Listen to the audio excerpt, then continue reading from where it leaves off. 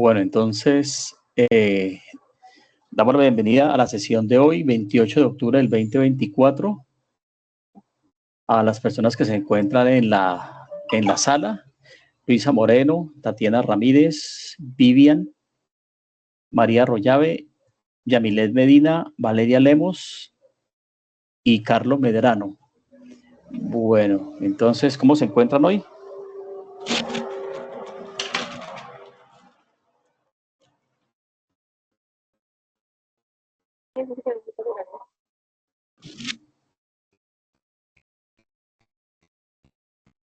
No alcancé a escuchar.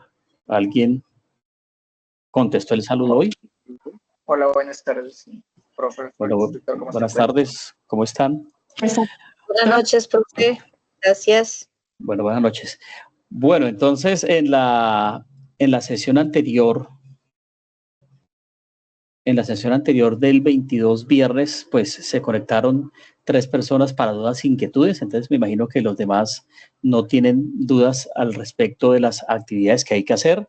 Recordemos que a la fecha de hoy están desarrollando una actividad que se llama el diagnóstico empresarial y otra actividad que es el brief publicitario, y allí hay 2 documentos que ustedes deben subir como evidencia, que uno es el brief de la campaña táctica y el otro es el brief del primer contacto.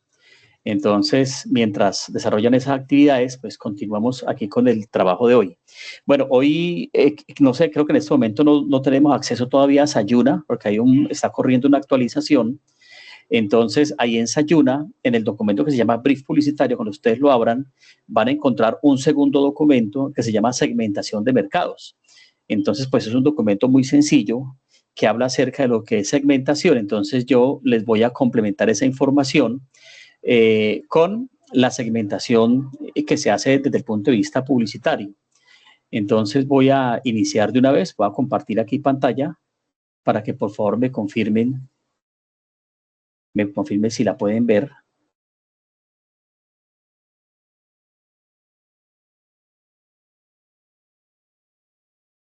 Señor, se puede ver.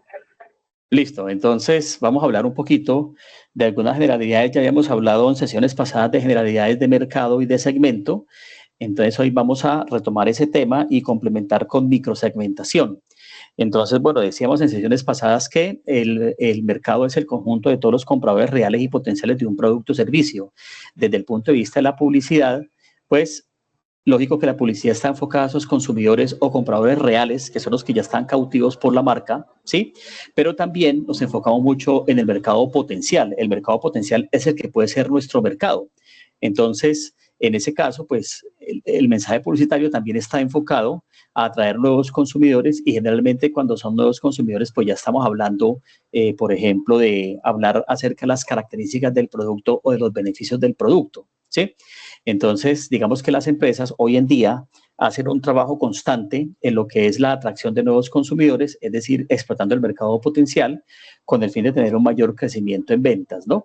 Bueno, cuando hablamos entonces de esos mercados, hay que tener en cuenta que hay algunos productos, la mayoría de ellos, están dirigidos a mercados de masa, es decir, el producto o el servicio como tal genérico que está dirigido a todos los compradores, pero también, ahora que hablemos de segmentación, vamos a encontrar que existe un mercado de productos de variedad, y por eso las marcas cada vez sacan nuevas versiones del producto, digamos que mejoradas, sacan nuevos sabores, es decir, más amplían la gama de productos o servicios. Pero también hablamos del mercado orientado. El mercado orientado es cuando específicamente dirijo un producto a una persona en particular, ¿sí? En días atrás hablábamos, por ejemplo, de productos como Alpina, que todos conocen, que tiene leche entera de Alpina específicamente dirigida a todas las familias, pero también tienen una leche que se llama High Calcio, y esa leche está dirigida únicamente a tercera edad, ¿sí? Porque lo que busca esa publicidad es atraer a esos consumidores que ya por su edad tienen menos fijación del calcio en los huesos, entonces esta viene enriquecida con calcio. Ahí estamos colocando un ejemplo de producto orientado. Eso quiere decir que dentro de esa gran gama de piezas publicitarias que desarrollaremos. Entonces vamos a tener en cuenta cuáles están dirigidas a productos para consumidores masivos y cuáles están dirigidas a compradores de productos especializados. Bueno, todo este proceso entonces nace el marketing o la mercadotecnia, que es un proceso social administrativo por medio del cual los individuos obtienen lo que necesitan y desean mediante la creación de un intercambio de productos y valores. Aquí la palabra clave es valor. El valor no es desde el punto de vista del precio, sino del valor del producto. ¿Qué tan valioso es un producto para un consumidor? Entonces, digamos que un mismo producto puede generar diferentes niveles de valor y ese valor muchas veces está asociado al precio. Un ejemplo básico puede ser que una persona está dispuesta a pagar por un café con leche 2.000 pesos. Pero si usted se encuentra varado, por ejemplo, en la línea y se acerca a su automóvil una persona ofreciendo un café con leche en 5.000 pesos, posiblemente el comprador no lo vea muy costoso porque en ese momento el café para él cobra un valor especial. Sí, valor especial es que es un sitio donde usted no consigue café, que es un producto casi exclusivo o muy escaso y que el vendedor de café si está pidiendo 5.000 pesos, pues ameritar los 5.000 pesos. Entonces, digamos que el precio está directamente relacionado con la percepción de valor que la persona tenga del producto. Y asimismo pasa cuando estamos hablando, por ejemplo, de productos de prestigio, ¿no? Usted puede comprarse un café con leche por 5.000 pesos, pero si se mete a un Starbucks o a un Juan Valdez, posiblemente ese mismo café le cueste 8.000 pesos y usted está dispuesto a pagarlos. ¿Por qué los paga? Porque usted está pagando por el valor de estar allí, ¿no? La ambientación, la marca, la atención, el sabor del café, todo eso genera valor. ¿Qué hace la publicidad? La publicidad se enfoca en esos valores y por eso nosotros tenemos diferentes tipos de mensajes, desde el producto básico o clásico, ¿cierto? O el producto, digamos, fundamental, hasta ya un producto donde el consumidor perciba un valor agregado. Bueno, también hablamos en la sesión pasada de la escala de necesidades, entonces pues recuerden que tenemos fisiológicas, de seguridad, de afiliación, de reconocimiento y de autorrealización y que esta escala para nosotros es muy importante porque el mensaje varía. No es lo mismo yo orientar una pieza publicitaria hablando de una necesidad fisiológica. Snickers, calma el hambre. Inclusive ellos utilizan como la percepción de que es para personas con mucha hambre. Entonces, Snickers para mucha hambre. Pero otra cosa es que yo quiera utilizar la publicidad de Snickers hablando, por ejemplo, de que la consume una persona atleta famoso para obtener energía de ese chocolate. Entonces, ahí estamos apelando al reconocimiento. Sí, entonces, en la publicidad también utilizamos esta escala de Maslow, que es una escala que se creó hace muchos años para definir la escala de necesidades de los seres humanos, pero para los publicistas genera una importancia, digamos, representativa en el momento en que yo la enfoco directamente en lo que quiero que la gente perciba del producto o servicio. ¿Sí? Entonces, el mismo mensaje con diferente contexto, con diferente ejecución de mensaje, puede generar sensaciones diferentes. Bueno, las necesidades básicamente se convierten entonces en deseo de compra y en demanda. Decíamos que el deseo es que esa necesidad se transforme de acuerdo a la cultura. Entonces, pues lógico, una persona con hambre se puede comer un pan de 1.000 pesos, pero si se consumen Snickers, está consumiendo, aparte de calmar el hambre, un alimento delicioso que le está generando energía y digamos que es un producto mucho más sofisticado y elaborado. ¿Sí? Y esos deseos a través de la publicidad los convierto en demanda, pero la demanda ya depende mucho del poder adquisitivo. Entonces, por eso muchas marcas han optado por tener productos para diferentes niveles de ingreso, porque pues de ello depende la demanda de cierto producto en el punto de venta, ¿no? Bueno, otro elemento importante en la publicidad es la satisfacción. Y fijémonos que cuando una persona percibe una necesidad, busca consumir el producto o servicio, pero ese producto o servicio le genera unos niveles de satisfacción. Entonces, en este caso, hablamos desde el punto de vista de la publicidad, que digamos, la experiencia del cliente puede ser inconforme cuando el producto se desempeñó de una manera por debajo de la línea de percepción del consumidor o de la expectativa del consumidor. Entonces, aquí la palabra clave es expectativa. ¿Qué es expectativa? ¿Qué espera el consumidor de un producto? Entonces, si yo cojo un producto y lo vendo como que el producto quita todas las enfermedades habidas y por haber, y la persona lo consume y no percibe una mejoría rápida, la persona tiene una expectativa muy alta que se la da la publicidad y va a quedar inconforme.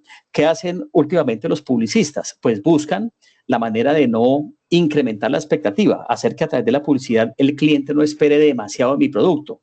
Entonces empezamos a ver cómo en algunas campañas, sobre todo de productos relacionados con belleza, hablan de que el uso del producto conlleva un tiempo, 3 meses, 4 meses, 6 meses, para que la persona no tenga una expectativa tan cortoplacista del producto y no desista del producto.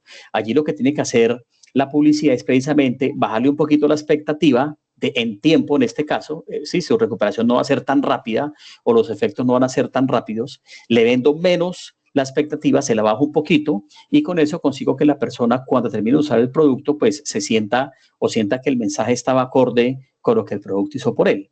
En ese caso, ¿qué estoy generando? Estoy generando un estado de satisfacción del consumidor porque él percibe que el desempeño del producto era lo que él estaba esperando y eso es muy importante cuando yo estoy pensando, por ejemplo, en generar fidelidad de consumo y generar recompra del producto. Pero aquí vemos en el último renglón que muchas veces la publicidad puede también generar tan baja expectativa que el uso del producto sobrepase lo que el cliente esperaba. Esto es lo que hace Disney.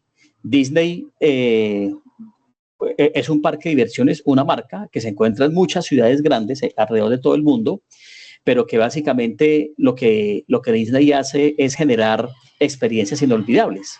Sin embargo, su publicidad, digamos que es una publicidad, digamos, no tan elevada, ¿cierto? No está diciendo a las familias que su experiencia va a ser lo máximo que han vivido en toda su existencia, que es la octava maravilla del mundo, eso no lo dicen, pero lo que sí hacen es ofrecer una recreación, una experiencia agradable para la familia, pero cuando la gente llega a los parques Disney, encuentra que realmente el nivel de servicio de ellos es bastante alto, ¿sí? Entonces buscan una satisfacción mucho más allá. ¿Eso que genera? Una complacencia. La complacencia la percibe el consumidor cuando su expectativa, lo que él esperaba, está por debajo de lo que realmente el producto o servicio le creó, y ahí tiene mucho que ver la publicidad. Entonces, por eso, es importante que ustedes vayan analizando que cuando yo vaya a hablar acerca de los beneficios y las bondades de un producto, menos es más. Es decir, mientras yo menos exagere las características, los beneficios que el producto genera, los atributos del producto, mientras menos los exagere, posiblemente consiga una mayor satisfacción del consumidor. Bueno, entonces, ya el material que está montado en plataforma, entonces van a encontrar que dentro de la segmentación del mercado decíamos que pues el mercado lo compone un grupo grande de consumidores o una población, digamos, homogénea, o sea, con características muy parecidas, y que lo que yo hago es segmentarlo por subgrupos con características, el mercado es con características homogéneas, o sea, iguales con todos en el mercado tienen características homogéneas, por ejemplo, la leche, entonces característica homogénea, alimento, nutrición, esa es la característica principal. Y ese gran mercado de la leche lo divido en pequeños subgrupos con características heterogéneas, o sea, diferentes. O sea que una leche para niños un segmento que serían niños, un segmento que serían adultos mayores, un segmento que serían amas de casa, y esos pequeños segmentos ya van a tener ahora sí características heterogéneas, o sea, diferentes. Entonces, dentro de esas, digamos que estrategias de segmentación, las más utilizadas, iniciemos con la segmentación geográfica, que es cuando yo cojo y divido el territorio, digamos, el mercado colombiano lo divido por diferentes regiones y esas regiones pues tienen características particulares. Entonces, miremos un caso de un producto, un producto masivo. Una marca como Alpina, por ejemplo. Entonces, Alpina, pues, puede tener publicidad centralizada, publicidad local, ¿cierto? En algunas emisoras ellos manejan todavía publicidad, en la televisión aún se ve publicidad de Alpina, pero también tienen mucha publicidad en diferentes redes sociales. Entonces, cuando yo estoy en un mercado, como por ejemplo el mercado costeño, donde predomina el calor, donde predomina la necesidad de refrescancia, Alpina fortalece mucho más toda la publicidad de los productos que para ellos son extintores del calor, o sea, cuando yo puedo quitarme el calor con un producto o calmar la sed con un producto, entonces se enfocan mucho en eso. Mientras que en otros mercados de clima más frío como el mercado bogotano, entonces ahí se enfocan más en los postres, en los quesos, en las bebidas lácteas, sobre todo para niños, porque ese consumidor busca un poquito más eso. Entonces, fijémonos que también cuando se desarrollen esas piezas publicitarias, tenemos que estar pensando geográficamente para qué segmento van dirigidos. Y mientras más lo tenga específico, pues mucho mejor. Entonces, pues yo también puedo hacer publicidad pensando en mercados muy cercanos, como el mercado local. Muchos de ustedes ya han escogido trabajar con empresas de algunas regiones y muchas veces las empresas tienen injerencia local. Entonces, allí la publicidad o los medios publicitarios que más voy a utilizar son, por ejemplo, o redes sociales con clientes activos o son, por ejemplo, publicidad exterior, hablando de pasacalles, hablando de pendones, de rompetráficos, de diferentes tipos de publicidad que ya la puedo colocar en un paradero de buses que sean cercanos, porque muchas veces mi producto o servicio pues no está buscando coger un mercado tan grande.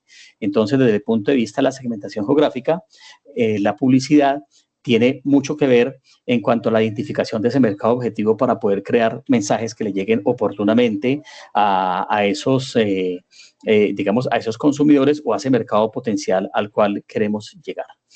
Bueno, luego viene otro tipo de segmentación que es la demográfica. Esta se enfoca más en características particulares del individuo y digamos que entre las más importantes está el género y la edad.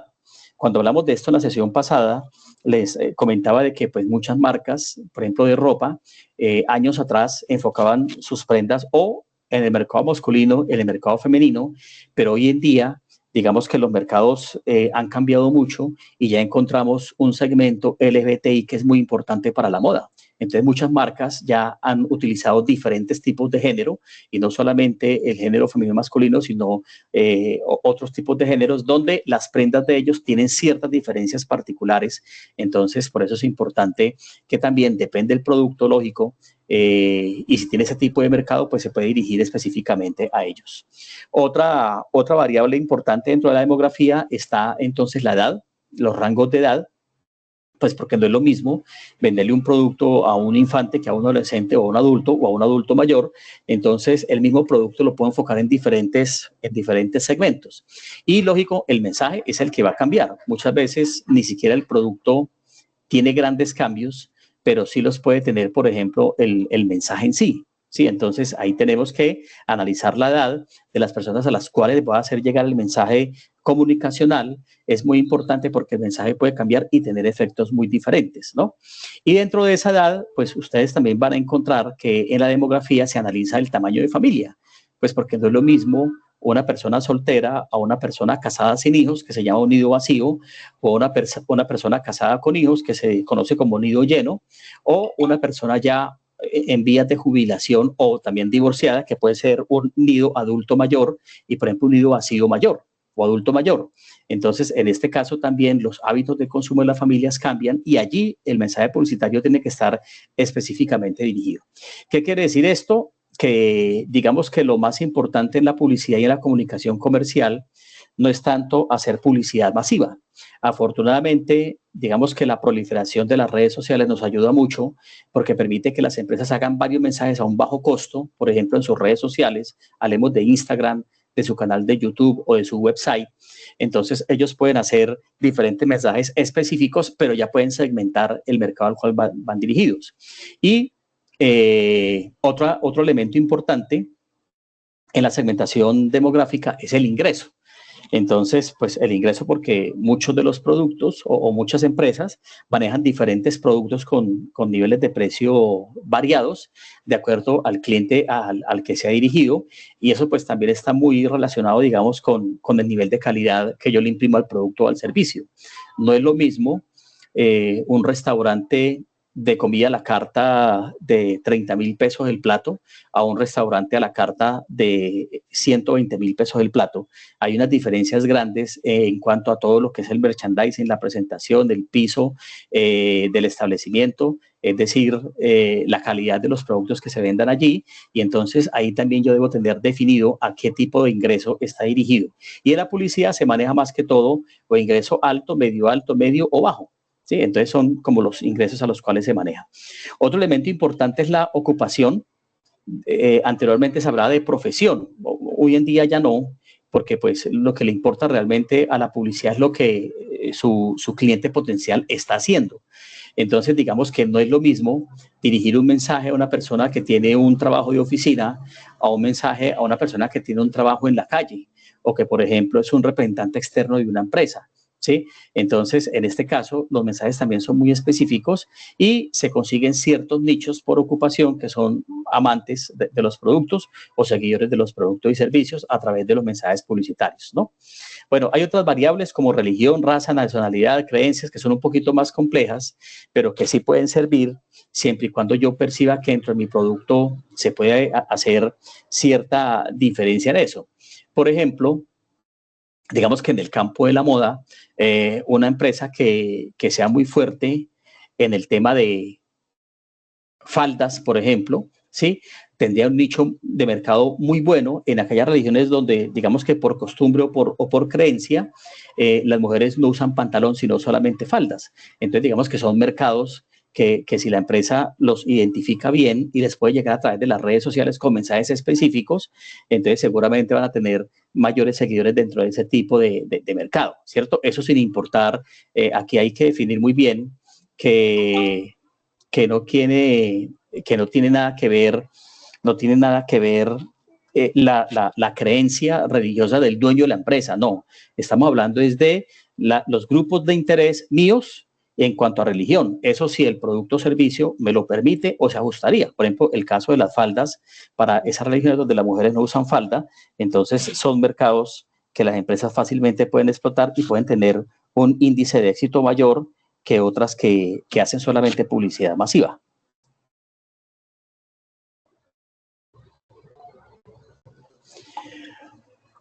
Bueno, otro elemento importante dentro de la segmentación es la segmentación psicográfica. Entonces, allí estamos hablando de un elemento fundamental asociado al ingreso, que lo veíamos atrás en la demográfica, pero esta vez el ingreso lo asociamos más con la clase social.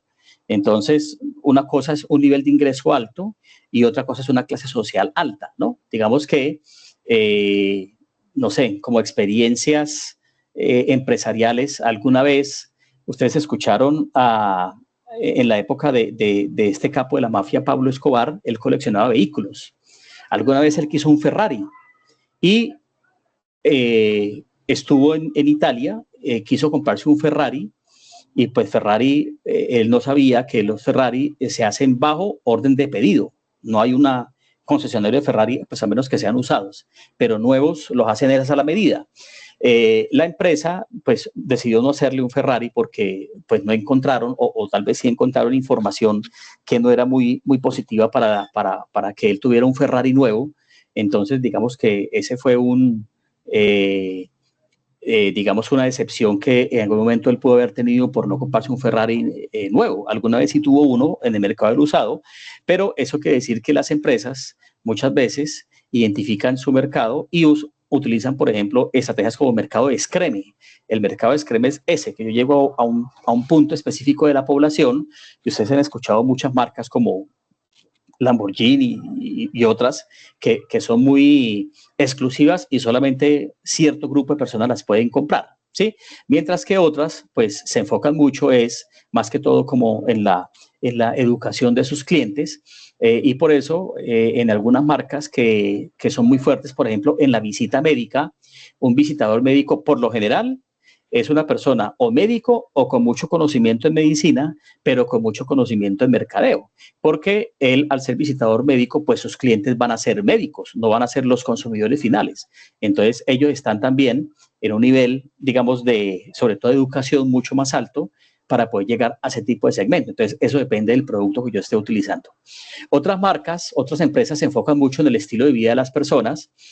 Ustedes ya han visto la publicidad de productos para deportistas, ¿cierto? Que siempre se están enfocando en el éxito, en la perseverancia, en el trabajo duro, en la consagración. Entonces, este tipo de productos buscan a esos tipos de consumidores, mientras que otras marcas, la sesión pasada pusimos el ejemplo de desodorante Axe, donde estaban enfocados en los jóvenes de rumba, que les gusta conocer muchas mujeres, que les gusta atraer mujeres. Es un estilo de vida muy diferente.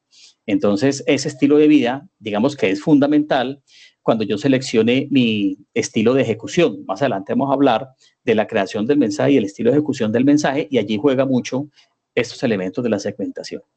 La personalidad también es un elemento muy importante dentro de la publicidad en cuanto a segmentación del mercado, porque mi producto, el mismo producto, puede estar dirigido a dos segmentos diferentes, ¿cierto? Por un lado, una persona extrovertida, o por el otro lado, a una persona muy tímida. Entonces, estoy llegando a diferentes mercados donde las personas, al tener diferente comportamiento, pero yo llegar con el mismo producto, me exige que el mensaje sea diferente. Eso es lo que hace, entonces, en ese caso, la publicidad. Y también otro elemento importante como la conducta, porque pues hay conductas que generalmente están enfocadas a una persona específica. Ya vimos el ejemplo de desodorante Axe.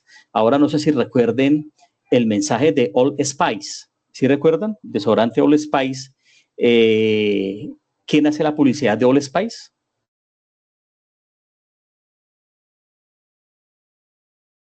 ¿O no lo recuerdan? Pero a ver si no, no, señor. Por aquí estoy logueado. Así.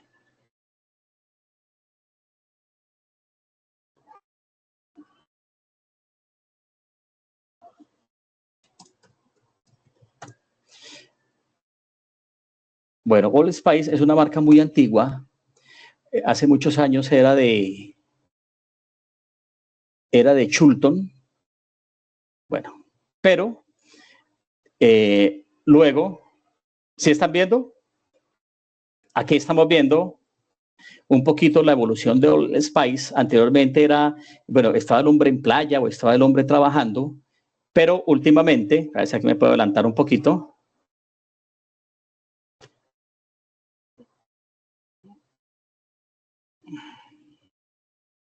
Bueno, y la última publicidad de Old Spice está dirigida como a los superhéroes. Entonces, al hombre fuerte, ¿sí? Al hombre musculoso.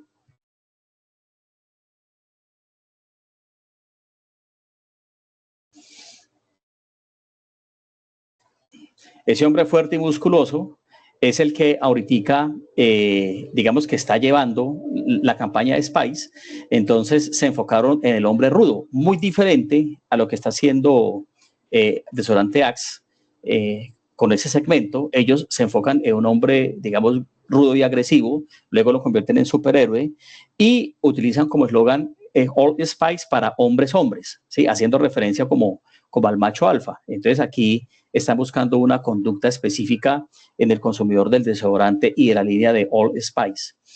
Bueno, en cuanto a la segmentación conductual, entonces aquí tiene que ver más que todo como con el comportamiento de la mujer.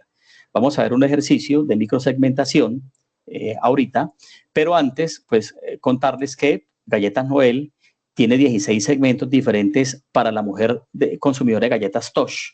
Tosh es una línea, bueno, no solamente galletas, porque hoy en día están las barras de cereales Tosh, que ustedes las han visto en los supermercados, y Tosh se enfocó mucho en mujeres, pero ellos empezaron a hacer un trabajo muy juicioso, empezando a identificar que la galleta que se consume en el gimnasio o después del gimnasio no es la misma galleta que se consume en la oficina y no es la misma galleta que se consume en la familia. Entonces, de esa manera, sacaron diferentes sabores de la línea Tosh y empezaron a través de la publicidad justamente a enfocarla en diferentes tipos de mujer. Entonces, ahora miremos un ejemplo, pero con una marca de chocolates, para que nos quede más o menos claro qué se logró hacer con este estudio de microsegmentación de mercado.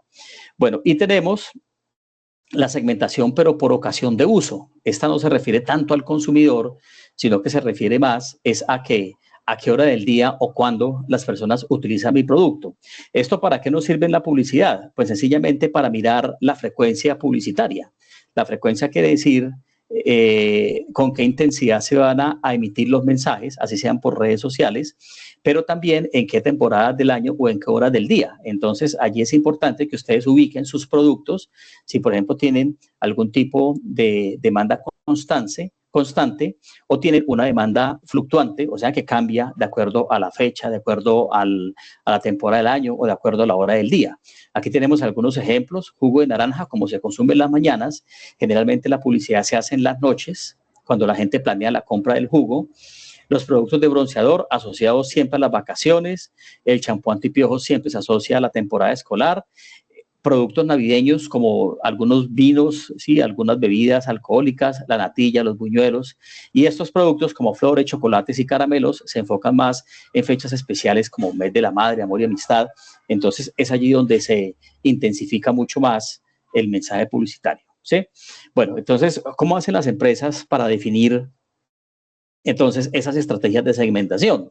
Pues sencillamente ellos identifican cuando, por ejemplo, el producto puede llegar a varios segmentos diferentes. Aquí tenemos un caso, bueno, 3 casos muy exitosos. Yo diría que el más exitoso fue Johnson & Johnson, porque Johnson & Johnson siempre ha sido un champú orientado a los bebés, a los niños. Anteriormente su eslogan era "no más lágrimas", porque era un producto que se aplicaba a los bebés de tal manera que no irritaran los ojos cuando los bañaban. Pero el nivel de ventas de Johnson era muy bajo, entonces la marca Johnson ya empezó a analizar por allá por la década del 90 cómo hacían para que el producto lo usaran los adultos. Entonces sale una niña en la publicidad diciendo, hablando con el señor Johnson, los grandes siguen usando mi champú. En ese momento, en la publicidad de Johnson ya no salen los bebés, salen los niños un poquito más grandes, de 3, 4 años, con los papás, sobre todo con la mamá, bañándose con el champú Johnson. Entonces ahora se concibe en la publicidad de Johnson como un producto para toda la familia.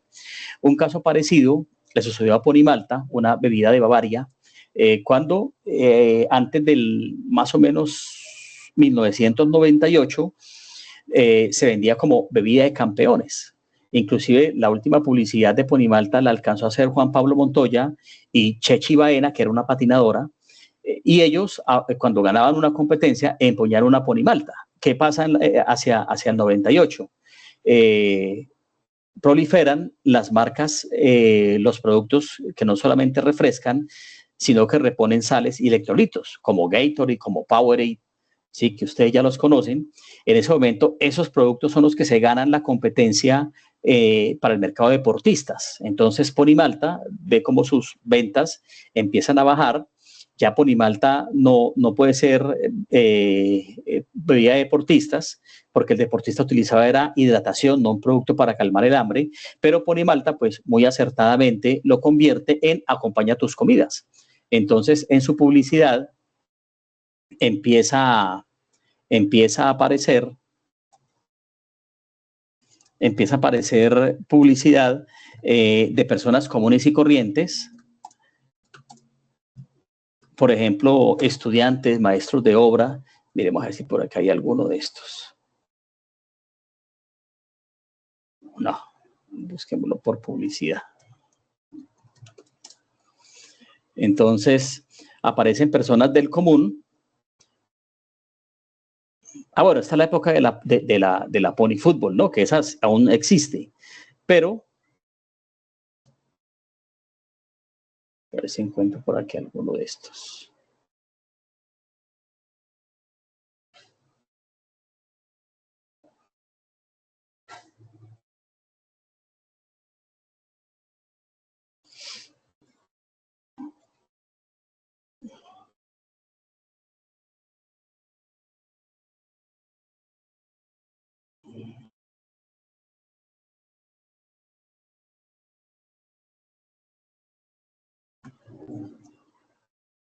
Bueno, entonces al cambiarle ya el concepto de que Ponimalta no es para campeones, sino para estudiantes, para obreros, para personas que trabajan, Bavaria logra nuevamente subir las ventas. Entonces, fíjense que allí no hubo modificación del producto. Claro que esa que vimos Ponimalta Vital, sí es una versión nueva. Pero hablando de Ponimalta clásica, no se le hizo modificación al producto, pero sí se modificó por completo el mensaje. Ese es el efecto de la publicidad.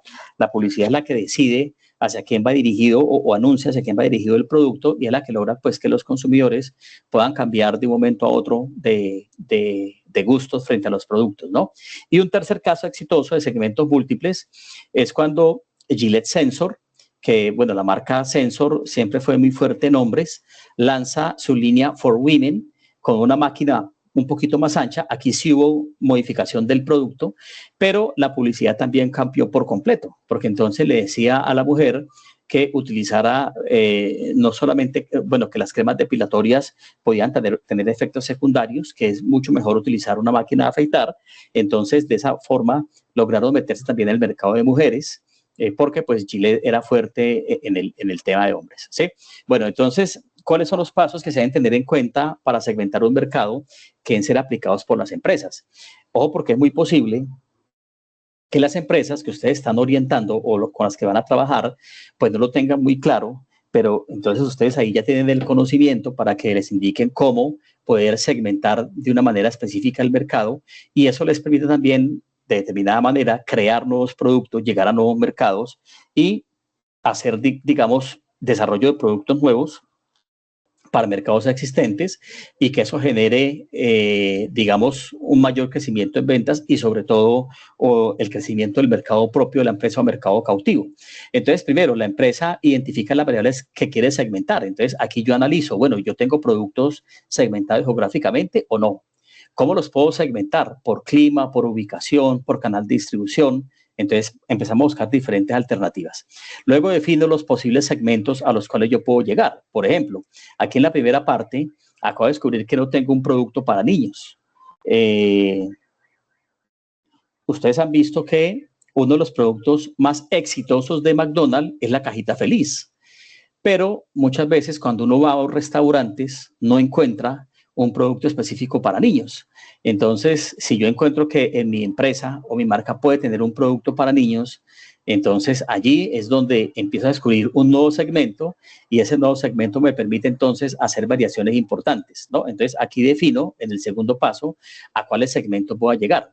¿En qué me baso? En lo que ya vimos de segmentación geográfica, psicográfica, demográfica y conductual, y con eso estoy entonces identificando segmentos posiblemente interesantes para la empresa. Luego valoro el atractivo para cada segmento. ¿Eso qué significa?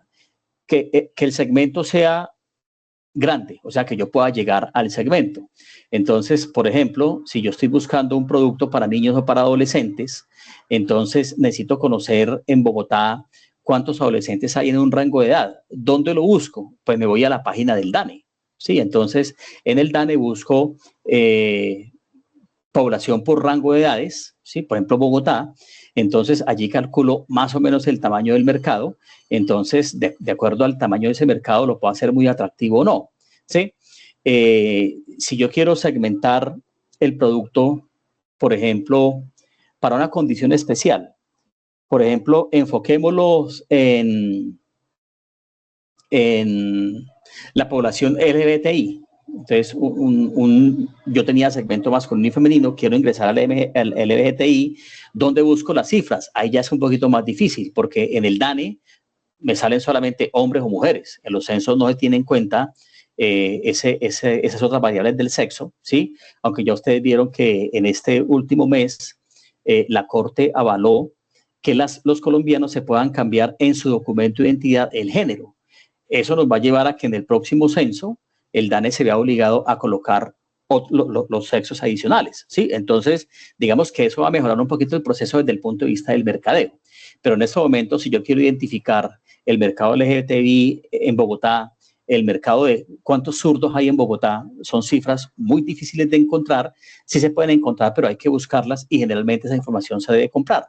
Pero lo importante es que yo identifique qué tan atractivo es el segmento para poder hacer entonces modificaciones al producto, al mensaje, y llegar a ese grupo de personas.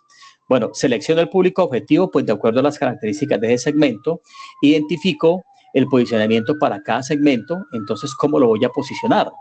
Si yo escogí dentro del conductual las personas rudas o las personas rumberas, entonces, ¿cómo lo quiero posicionar? Pues que el producto tiene esos beneficios, ¿cierto? O hace eso por los consumidores.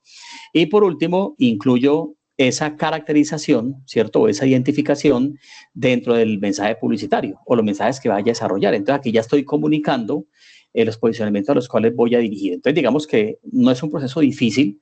De pronto, lo único complicado es conseguirse la información, pero pues hoy en día también hay muchas formas en las que yo pueda consultar diferentes bases de datos o centros de estudio de investigación, por ejemplo, universidades, para identificar ciertas características de los consumidores. Bueno, ¿qué deben tener los segmentos para que sean manejables por la empresa? Entonces, primero, que sean mensurables. Eso quiere decir que yo los pueda medir. Entonces, por ejemplo, medir el mercado de zurdos es muy difícil, pero medir las personas que utilizan insulina es más fácil si lo hago a través de estudios médicos y clínicos, ¿sí? Los segmentos deben ser fáciles de acceder. Entonces, pues aquí la publicidad también es muy cautelosa. Por ejemplo, si es un producto para bebés o para primera infancia, que es de 0 a 5 años, entonces, pues el mensaje siempre está dirigido a los niños, pero la decisión la toman los papás. Entonces, yo accedo a ese mercado, pero a través de los papás. O sea que el mensaje debe tener esa connotación, ¿cierto? Esa característica de que es un mensaje orientado a los papás o a los cuidadores de los niños en primera infancia. El segmento debe ser sustanciable, o sea que, pues que sea atractivo, que sea grande, ¿sí? Los segmentos deben ser realmente diferentes, que se diferencien de otros. Y muchos sí lo son. A veces hay que hacer modificaciones al producto, pero muchas veces solamente al mensaje. Por ejemplo, si estoy hablando de producción de, no sé, de zapatos. Una cosa es un zapato masculino y otra cosa es un zapato femenino. Pero si yo me enfoco en el mercado de los travestis, que son los hombres, o sea, con talla de hombre, que se visten de mujer, a ellos les queda muy difícil conseguir zapatos. De hecho, muchos de los travestis lo que hacen es buscar un zapatero que les fabrique zapato a la medida, lo que genera un zapato muy costoso. Entonces, en ese caso, si el segmento es tan diferente como ese, pues lleva muchos cambios también en el producto, ¿no? Y el segmento debe ser estable, o sea, que no se reduzca durante el tiempo, sino que me permita trabajarlo durante una temporada bastante larga, ¿no?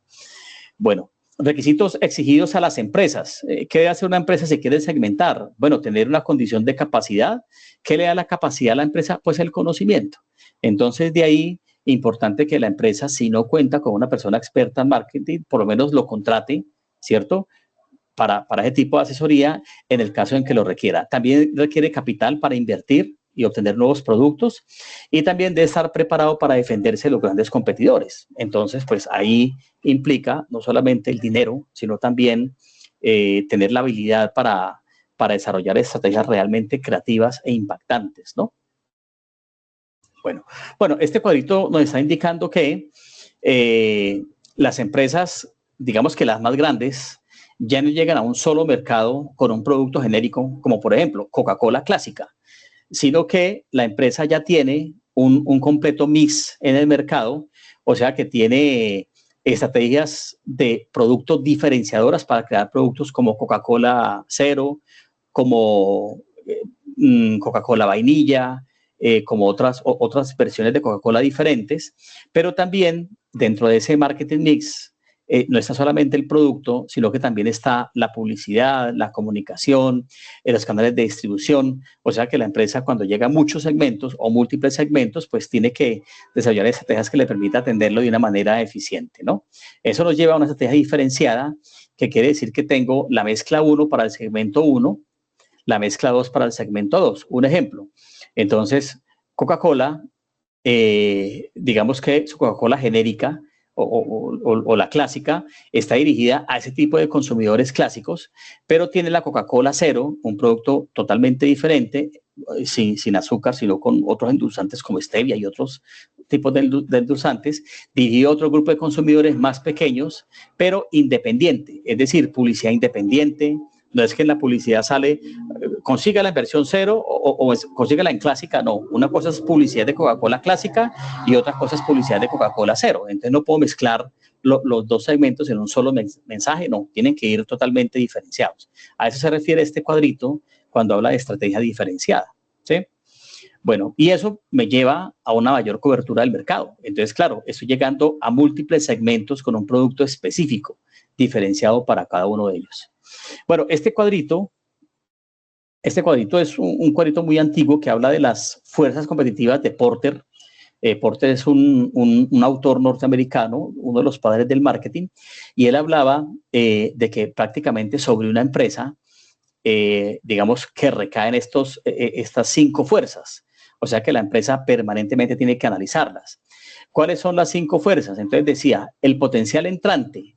Eso es que si en todo negocio, si el negocio es exitoso, lo primero que va a aparecer es un competidor, porque todo el mundo quiere estar en mercados exitosos, ¿sí? Entonces, cuando ahora que estamos en furor de la inteligencia artificial, las grandes casas de software ya empezaron a crear diferentes modelos de inteligencia artificial y digamos que ha explotado el mercado a partir de proveedores de inteligencia artificial. O sea, siempre van a haber potenciales competidores que entren cuando el mercado es un mercado, digamos, interesante, ¿sí?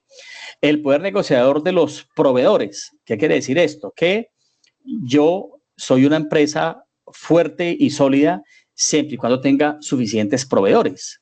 Esto me recuerda un caso de estudio de bueno, todos conocen el bocadillo veleño, originario de Vélez Santander, pero el veleño realmente se produce en muchas partes de Colombia, ¿no? Que es el bocadillo veleño empacado en una hoja de biao, ¿sí?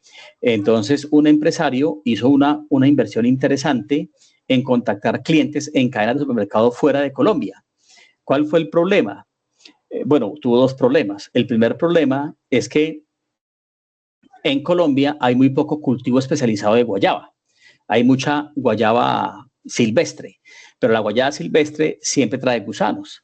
Entonces, muchos de esos gusanos quedaron sus trazas animales dentro del bocadillo de guayaba, y cuando se le hace la prueba fitosanitaria, pues se encuentran rastros de animal, entonces de insecto. Eso afecta el bocadillo para mercados extranjeros. Pero eso no era el problema más grave. El problema más grave es que el bocadillo tuvo tanta aceptación en el extranjero que los pedidos eran demasiado grandes. Hasta le llegó el negocio porque él no pudo encontrar proveedores que le garantizaran, por ejemplo, 10.000 bocadillos semanales. Entonces, al yo conseguir mercado, pero no tener producto suficiente, pues sencillamente no lo puedo abastecer. Entonces, por eso esa fuerza competitiva afecta mucho a las empresas. Una tercera fuerza es la competencia en la misma industria. Entonces, aparte de los potenciales nuevos, tengo que lidiar con los que ya existen, ¿cierto? Y los que existen, pues siempre se van a fortalecer, como copiando mi producto o sacando un producto mejor, ¿no? Otra fuerza, el poder negociador de los compradores. Entonces, las empresas existen gracias a las ventas, y esas ventas las hacen los consumidores o los usuarios de productos y servicios. Entonces, en ese caso, los consumidores también tienen un poder que es el de negociación y están dispuestos a pagar lo que el fabricante pide por el producto, siempre y cuando consideren que es el valor, o sea, lo que el producto me aporta, justifica el precio que estoy pagando por él. Entonces, digamos que desde cierto punto de vista, los compradores también tienen mucho poder dentro del futuro de las empresas, ¿no? Y existe permanentemente la amenaza de productos sustitutos, o sea, que pueden reemplazar el bio. Y ustedes han visto que en muchos mercados ha pasado eso. Han visto o busquen por YouTube el caso de Kodak, una empresa que hacia la década del 90 era líder en la venta de rollos fotográficos, cámaras fotográficas, sistemas de revelado, máquinas para revelado, pero cuando aparece por allá en el 90 la primera máquina o fotografía digital, Kodak no tuvo la velocidad para actualizarse. Y lo que sí hizo Sony, y Sony le quitó el mercado. Bueno, después de Sony se metió Panasonic, se metió Samsung, aparecieron los celulares, pero Kodak en este momento ya es una empresa que no es ni el 10% de lo que era hace muchos años. Entonces, siempre la sustitución de los nuevos productos implica que la empresa esté preparada para poder rápidamente ajustarse a esos cambios, ¿no? Bueno, entonces ya hablamos de la segmentación. Bueno, eso se lo leen cuando se los sube a la plataforma. Entonces, aquí vemos otras bases interesantes en cuanto a la segmentación, ¿no? Entonces, vimos que hay algunas bases que se pueden observar, como por ejemplo lo que es la cultura, la geográfica, la demográfica y la socioeconómica, sobre todo que la puedo medir, pero hay otras que no son observables, a menos que se haga una investigación, como el estilo de vida, los valores, la personalidad, el perfil psicográfico. Es decir, sí se pueden observar, pero a través de la investigación de mercado, lo cual es un poquito más costoso para la empresa, ¿no? Y en cuanto a, digamos, lo específico del producto, Entonces, lo observable dentro de los consumidores está, por ejemplo, en el uso, frecuencia de uso, lealtad, pero lo no observable es los beneficios buscados, lo cual también lo debo actualizar con respecto o haciendo investigación o un sondeo o un estudio de mercado. Es decir, ¿qué está buscando un consumidor de una bolsa de leche? Entonces, bueno, calmar el hambre y nutrición, ¿cierto? Alimentar a sus hijos o a su familia. Pero hay otros beneficios adicionales. Por ejemplo, el sabor de la leche. Por ejemplo, la consistencia de la leche, que no parezca muy aguada, pero que no parezca muy grasosa. Eso es lo que el fabricante de leche tiene que empezar a identificar dentro de los consumidores para empezar a ajustar los productos, ¿sí? Percepciones de los consumidores, preferencias e intenciones. Entonces son los elementos que me sirven para segmentar específicos del producto, pero que no son observables, pero tengo que hacerlo a través de una digamos, ligera o profunda investigación. Entonces, bueno, aquí ya vimos las clases de segmentación tradicional, es lo que acabamos de ver. Bueno. Bueno, aquí tenemos qué se puede hacer o cómo se puede hacer un estudio de microsegmentación, que es el caso que vamos a analizar esta noche. Entonces, puedo hacer, ustedes ya leyeron lo que son la investigación publicitaria, que fue tal vez el primer tema que manejamos, y allí encontraron, por ejemplo, que existe la investigación exploratoria, que es la que me permite hacer una serie de observaciones, de tomar registros y de mediciones para identificar, por ejemplo, el comportamiento de compra.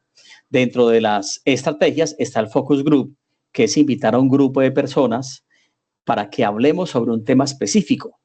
Entonces, si estoy hablando, por ejemplo, bueno, ¿cuáles son las necesidades ocultas de las personas, de las mujeres que compran labiales? Entonces, invito a un grupo de compradoras de labial y empezamos a hablar de que ellas, qué elementos o qué variables son las que tiene primero en cuenta a la hora de comprarse un labial. Algunas responderán que la marca, otras responderán que el tono, otras responderán que el reconocimiento de la marca, otras responderán que el precio. Entonces, a partir de ese estudio con mujeres, puedo identificar cuáles son sus elementos de percepción de compra o cuáles son los activadores de decisión de compra, que la lleva a comprar un producto u otro, ¿sí? También me permite determinar los comportamientos, creencias y actitudes de los consumidores. Entonces, digamos que allí se descubrió, que les conté en días pasados, que Johnson & Johnson descubrió que en Latinoamérica había muchas creencias falsas de los tampones. Y la creencia falsa, digamos, más arraigada era que las niñas no usaban tampones porque el tampón quita la virginidad. Johnson tuvo que desarrollar unas campañas hablando de que eso no era cierto, para convencer a que las consumidoras más jóvenes, porque ahí hay un tema, y es que digamos, las mujeres muy jóvenes generalmente ya cogen una preferencia en un sistema de protección femenina. Si la consumidora ha seleccionado como protección la toalla higiénica, difícilmente la deja, toda su vida la va a comprar. Entonces, Johnson, ¿qué tenía que hacer? Pues traerse el mercado desde que eran muy jóvenes, y eso lo hizo eliminando esas falsas creencias de su producto, ¿no? Bueno, y también está la investigación concluyente, que esta la hago más que todo, por ejemplo, con encuestas o entrevistas. Entonces, allí ya hago cuestionarios puntuales, haciendo preguntas. Entonces, ustedes pueden ir identificando dentro de su portafolio de productos, bueno, a mí que me gustaría saber de tal producto con respecto a lo que el consumidor piensa de él, y empezamos a desarrollar una serie de preguntas orientadas al consumidor para que ellos lo definan, ¿sí? Bueno, luego viene la definición de grupos o subgrupos, que es lo que ya conocemos como los segmentos caracterizados, y obtenemos diferentes tipos de segmentos específicos para ahí sí desarrollar mensajes publicitarios diferentes. Entonces, miremos este ejemplo. Una marca de chocolates decidió realizar 3 focus group a siguientes grupos de consumidores de chocolates. Entonces, cogió un grupo: mujeres jóvenes entre 14 y 25 años que les gusta el chocolate, o sea, consumen chocolate; mujeres adultas mayores de 26 y hombres adultos mayores de 26. No tomó en cuenta el rango de hombres jóvenes, sino ya de hombres adultos. ¿Cómo llegó a estos segmentos? Pues ellos inicialmente lograron, con los distribuidores de sus chocolatinas, de sus chocolates, identificar grupos de clientes, y a través de motivaciones, por ejemplo, llévese gratis un chocolate y me contesta esta encuesta, lograron armar los grupos, y en esos grupos empezaron a identificar las motivaciones y actitudes del chocolate. Entonces, ¿usted qué lo motiva a comprarse un chocolate en particular o una chocolatina? ¿Cuál es su actitud frente al consumo de chocolate? Entonces, desarrollaron esa estrategia y recogieron la información frente a las estanterías de 5 supermercados de una ciudad. Bueno, con eso ellos empezaron a identificar a través de esas preguntas que existían unos grupos de creencias de consumidores de chocolate. Entonces, digamos que esas creencias las clasificaron en estos nueve segmentos que lo llamaron creencias o actitudes. Entonces, de allí que sacaron, bueno, hay un grupo de consumidores que ve el chocolate como alimento. Entonces, lo consideran que, por ejemplo, calma el hambre. Otro grupo de personas lo ven como que es un producto de sensación agradable. O sea que lo consumen porque les gusta el sabor, la sensación, que se derrita en la boca, pero no necesariamente porque tienen hambre. Otro grupo de consumidores asoció el chocolate o el consumo de chocolate con problemas de la piel. Entonces, algunos pensaron, tanto hombres como mujeres, que el chocolate, por ejemplo, generaba irritación en la piel por su contenido de grasa u otros elementos. Otro grupo considera que el chocolate es un postre. Otro grupo lo consume solo por placer. Otro grupo asocia el chocolate a la obesidad. O sea que me imagino que estas son las personas que consumen chocolatinas light o sin azúcar, ¿no? Porque tienen la creencia de que el chocolate genera obesidad. Hay otro grupo que considera que el chocolate es un regalo. O sea, no lo compran tanto para el consumo de ellos, sino que lo compran para regalar como un detalle. Otros consideran que el chocolate es un producto para consumir uno solo, o sea, el egoísta, el que se compra un chocolate y se lo come a escondidas para que los demás no le pidan. Y otro grupo considera que el chocolate aporta energía. Entonces, posiblemente este grupo eran aquellos hombres y mujeres que consumían un chocolate para digamos, reponer las calorías perdidas en el gimnasio, ¿sí? O tener más energía para realizar alguna actividad. Entonces, bueno, ya tenemos estos 9 grupos que salen del consumo de chocolate. Bueno, ¿qué pasó con el grupo de amantes de chocolate? Entonces, aquí tomaron a las personas que no tienen pensamientos negativos con el chocolate. Entonces, se caracterizan por poseer percepciones con respecto al chocolate. Consideran que es un alimento y les entrega energía. Comer chocolate les provoca una sensación agradable y les da mucho placer. Les gusta comer chocolates cuando están solos, que son los egoístas. No consideran que el chocolate engorda ni causa problemas en la piel. Y también les gusta regalar chocolate en ocasiones especiales. Entonces, ¿qué hicieron? Como ya tengo ese subgrupo caracterizado y lo voy a llamar amantes del chocolate, quiero saber prácticamente de los que encuesté cuántos están dentro de ese grupo. Entonces cogieron al amante del chocolate y encontraron que entre los hombres jóvenes hay 4 que opinaron así, 13 adultos, 9 mujeres jóvenes, 27 mujeres adultas, es decir, 53 personas. Entonces, 53 personas pertenecen a este grupo amantes de chocolate, ¿sí? Lo mismo hicieron con el siguiente grupo que se llama comprador de costumbre. Vamos a verlo y ahora miramos los resultados. ¿Quién es el comprador por costumbre? Entonces, considera que el chocolate provoca problemas de obesidad y en la piel, o sea que no es un comprador frecuente del chocolate, lo compra por costumbre. No gusta comer chocolate después de las comidas, o sea, no lo usa de postre. Comer chocolate no es relevante desde el punto de vista de generación de placer o sensaciones agradables. No es una fuente de energía reconocida y no gustan de comer el chocolate cuando están solos. Pues bueno, ¿qué tantas personas pertenecen a este grupo? 25 hombres jóvenes, 21 hombres adultos, 9 mujeres jóvenes, 17 mujeres adultas, para un total de 72 personas. El grupo de comprador por costumbre es más grande que el grupo de amantes del chocolate. Y sacaron un tercer grupo, de acuerdo a su conducta frente al consumo de chocolate, que se llama consumidor culpable. Entonces miremos quién es el consumidor culpable.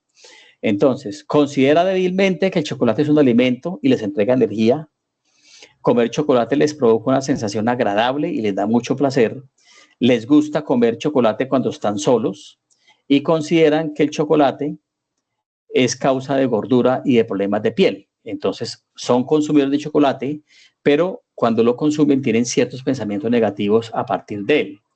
Y la cifra, pues es interesante, porque aquí nos dio el rango más alto, 99. 9 hombres jóvenes, 12 hombres adultos, mujer joven y mujer adulta. Fíjense que el más grande es mujer adulta. Entonces, la mujer adulta, aquí vemos la diferencia entre estos tres, ¿no? El doble de amante del chocolate. La mujer adulta no es tan amante del chocolate. Fíjense que lo es más la mujer joven. Entonces, un mensaje, por ejemplo, para mujeres jóvenes, está en identificarlas, en que ellos ven el chocolate como un placer y no como un problema de largo plazo. Y a la mujer adulta, el mensaje tiene que ser decirle que el consumo de chocolate no genera problemas de piel ni genera gordura, ¿no? Sencillamente haga deporte, tenga una dieta saludable, pero consuma un chocolate para darse placer a usted mismo o para una situación especial o una fecha especial. Entonces aquí el mensaje va a cambiar. En este mensaje utilizaría mujeres jóvenes y en el segundo mensaje utilizaría mujeres adultas, ¿sí? Entonces, porque estoy identificando a cuál de ellos es cuando la mayor cantidad de características conductuales corresponde según la encuesta, ¿sí? Entonces, digamos que esta marca pudo identificar muy bien que sus mensajes publicitarios no iban a ser iguales, sino que tendría multivariables para presentar los diferentes mensajes en lo que se conoce como la ejecución del mensaje, y para eso utilizaría entonces diferentes tipos de consumidores. Ahora, ¿cómo sería el mensaje dirigido a hombres jóvenes y a hombres adultos? Por ejemplo, el hombre joven, el mayor porcentaje es comprador por costumbre. Entonces, miría a estas variables para poder hacer el mensaje para hombres jóvenes. Voy a hacer un mensaje para hombres adultos. Miro dentro de estas tres y, bueno, me da igual. Hombres adultos también puedo hacer un mensaje con estas características, compradores por costumbre. Entonces, esto me está dando una indicación de a quién debe dirigir el mensaje para tener, digamos, un mayor impacto, ¿sí? Entonces, esto es lo que se conoce como microsegmentos. En este caso, enfocándolo en que esos microsegmentos está orientado a consumidores de chocolate. ¿Sí? Entonces, ese es el caso de la microsegmentación. Una pregunta, instructor. Sí, cuéntame. En el caso, pues, de lo que usted colocó allí, el chocolate, lo que sería para las personas que consumen chocolate por salud, ¿iría en los de costumbre? No, o sea, evitan problemas de sobrepeso, por ejemplo, ¿cierto? Es que, por ejemplo, en el caso, nos damos cuenta que tanto como mujeres adultas como jóvenes es la mayor población. Solo hay una población de hombres y Bueno, espera, se cortó un poquito la comunicación, pero sí, lo que estás preguntando es que dentro de los encuestados la mayor población son mujeres, ¿cierto? Porque son 96 adultas y 44 jóvenes, ¿sí? Sí, pero entonces miremos dentro de esas mujeres dónde está la mayor relevancia. Entonces, por ejemplo, mujer adulta, ¿cuál es la más alta de las tres?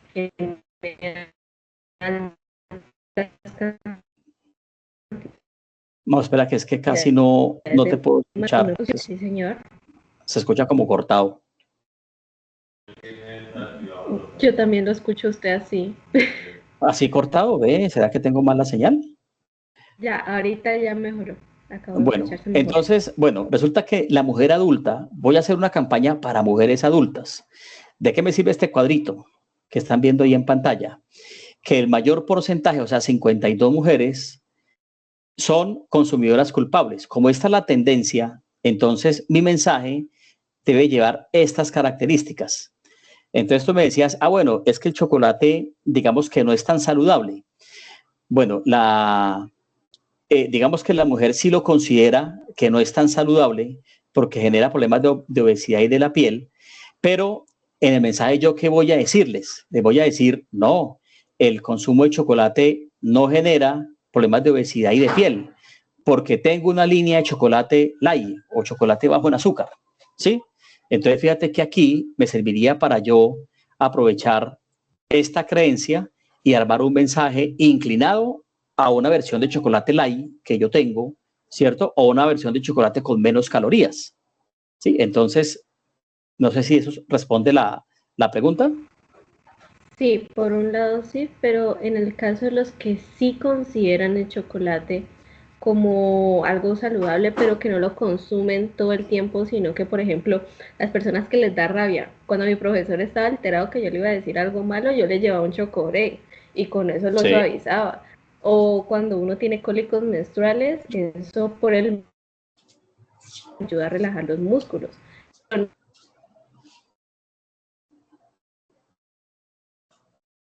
Sí, bueno, ahí se me fue como el sonido un poquito, pero sí, en ese caso, fíjense que aquí yo puedo considerar que si en el caso de tu profesor, digamos que el comportamiento tuyo era comprar tu chocolate no para consumirlo, sino para regalarlo, ¿sí? Entonces, en ese caso, tenemos el grupo amantes de chocolate, pero fíjate que aquí, en la pantalla, amantes de chocolate, la, la, la población más alta son mujeres adultas. ¿Qué quiere decir eso? Quiere decir que si yo voy a colocar una publicidad para amantes de chocolate, para estas características, donde incluyo que es que compra chocolates para regalar, colocaría como protagonista del mensaje. Supongamos que es un mensaje para redes sociales.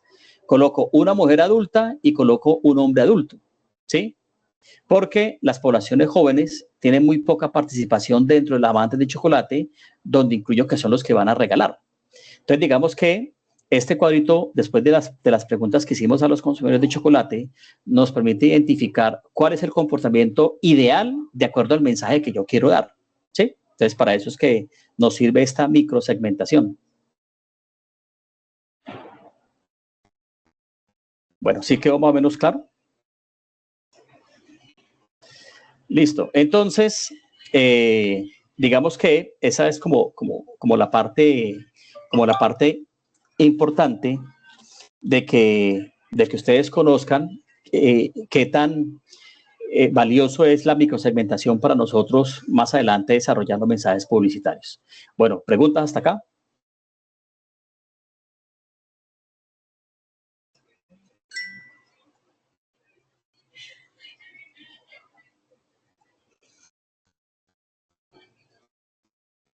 Bueno, voy a tomar aquí pantallazo de asistencia. Sí, cuéntame.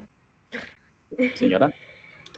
Con respecto, ya teniendo en cuenta lo que es la microsegmentación, ya ahí yo tengo que mirar el mensaje que le voy a dar pues a las personas que de pronto no están de acuerdo con el producto, tratar de pasarlos a que sí sea bueno, colocarle sus propiedades. Pero por ejemplo, lo que ya viene, lo que es el tono o el color o el vocabulario que yo tengo que manejar para dirigirme a ellos, pues digamos que un tono amable o un tono agradable. Por ejemplo, usted cuando habló de la propaganda de All Spice, por lo general es un hombre fuerte y tiene una voz como ruda, gruesa, pero a veces se escucha golpeada. Entonces, digamos que cuáles son los parámetros, los límites que tengo en cada producto, por así decirlo, para yo dirigirme a la población sin que le choque, sin que se vea como brusco.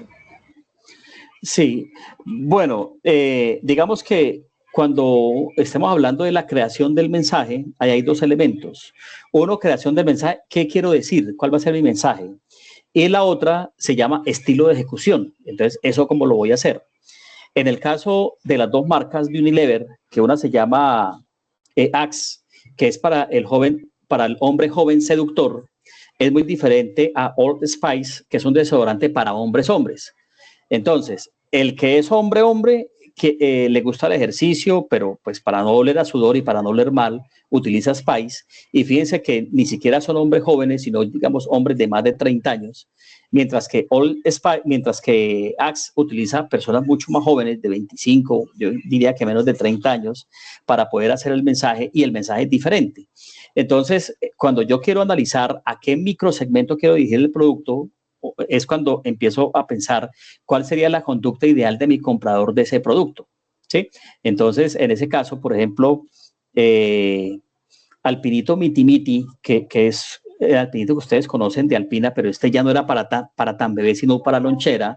Resulta que los niños empezaron a tener problemas porque les gustaba el alpinito, pero cuando lo llevaban en su lonchera parecían bebés. Entonces se burlaban entre los niños. ¿Qué hizo Alpina? Pues saca el alpinito miti miti, que es el mismo alpinito, pero el frasquito viene dividido en dos sabores diferentes, por eso se llama miti miti, pero en la publicidad empiezan a aparecer niños, no tan bebés, más grandecitos, jugando en el recreo del colegio, compartiendo con su mascota. Entonces, ahí yo me estoy refiriendo a que el mensaje está dirigido a un segmento diferente. Entonces, lo primero que tienes que hacer es, cuando analices el portafolio de productos, y después de que ustedes hagan toda la parte del briefing de campaña táctica que estamos haciendo y recojan toda esa información, vamos a empezar a mirar, cuando diseñemos los mensajes, vamos a empezar a mirar, bueno, ¿a quién va dirigido? Entonces ustedes empiezan a buscar a cuáles microsegmentos pueden dirigirlo. Muy posiblemente ustedes se lleven la sorpresa, que nos ha pasado siempre, que la empresa nunca había analizado ese tipo de microsegmento.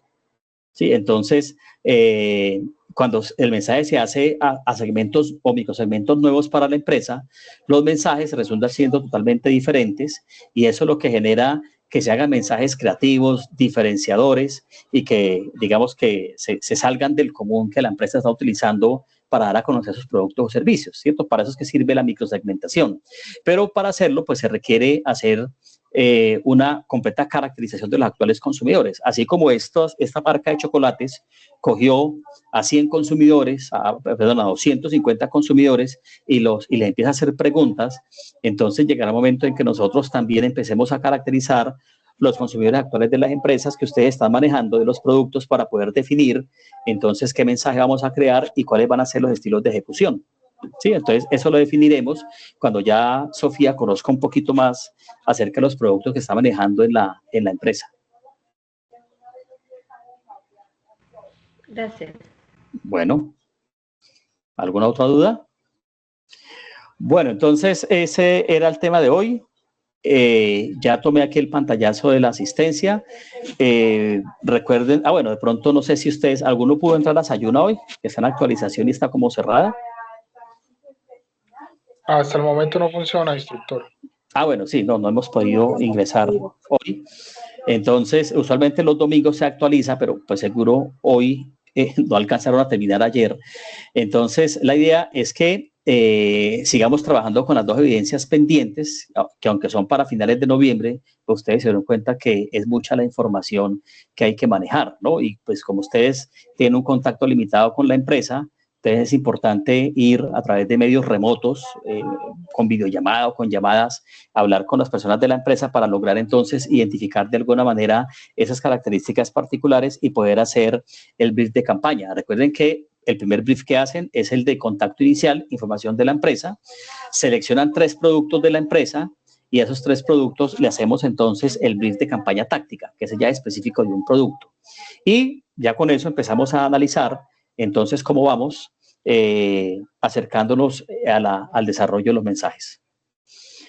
Bueno, si no hay más preguntas, entonces es todo por hoy. Les agradezco haberse conectado y nos vemos mañana martes, nuevamente a las 18:30. Continuamos con el proceso. Muchas gracias, instructor. Bueno, a ustedes por conectarse, que estén bien. Una pregunta, ¿tenemos novedades con respecto a los grupos? No, creo que no. Sí, hay una niña que se llama Adriana Penagos, era del grupo número 8. Ella me escribió por el WhatsApp que se iba a retirar de la formación. No sé si está Michael Cova Ruiz, también del grupo 8. Entonces quedaría Michael Cova trabajando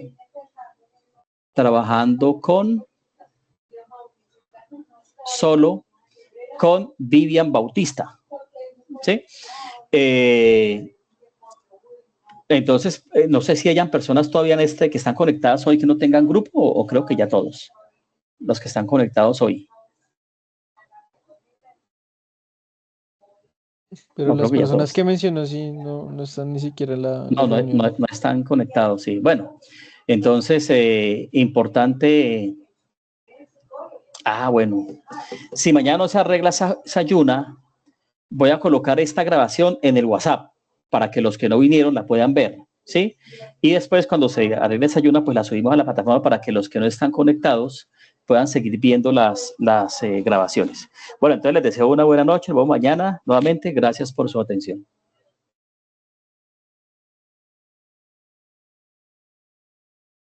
La mañana que descansen.